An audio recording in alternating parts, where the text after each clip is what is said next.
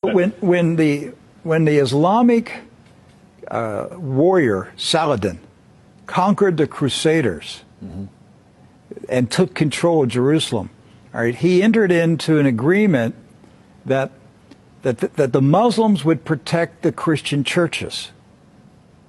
And so he appointed two Muslim families. Both of these families have been in Jerusalem for, close to 1,000 years. And each generation has passed down the key. The key. Right. The physical key. Mr. Judah said that the key he presently has is 800 years old. It's incredible. He had another key, but it broke. And this is a Muslim. I mean, yes. Adabid Judah is a Muslim. And he said it's a great honor for a Muslim to hold the key to the Church of the Holy Sepulchre, which is the most important church in Christendom. That's not disrespect. That's, we don't hear this in America. We don't hear, because what we have been told is Christian Americans, you should hate Muslims, you should kill Muslims. Because they're going to tear down all the churches yes.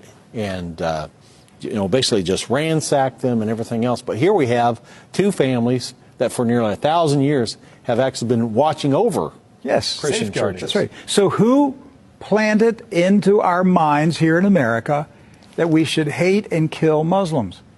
Who planted that thought in our head? Because it came into our society after 9/11. That's correct. So 9/11 was a calculated, planned operation, and it changed everything in our country. And so we were saturated with media propaganda, which who owns the media in this country? So we were saturated with this media propaganda. You Americans, you need to hate Muslims. You need to go to war. You need to send your sons to go kill Muslims. All right? And yet, when you go to the Middle East, you find out that the Muslims, like Christians, are taking care of Christian churches. Yes. Do not hold animosity against Christians or Americans, except in the case where Americans are pushing for war in their countries or trying to take their land. So they've lived together. They've lived together for centuries and centuries. Jews, Christians, and Muslims have lived together for centuries. They were buying and selling. They were trading. They were doing business together. They were building houses next door to each other for centuries. And it didn't change until the Zionists came. Now, see, wait a minute. I thought Zionists are Jews.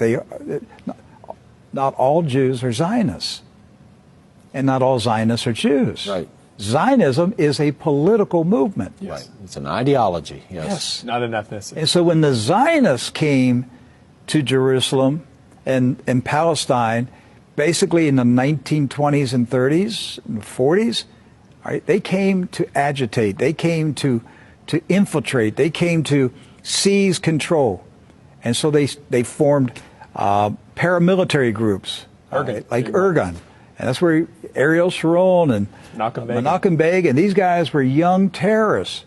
And so there's where the hatred started to come in. The fighting, the animosity, the bitterness. But it didn't start until the Zionists appeared. Jews, Muslims, and Christians were coexisting. Yes. That's right.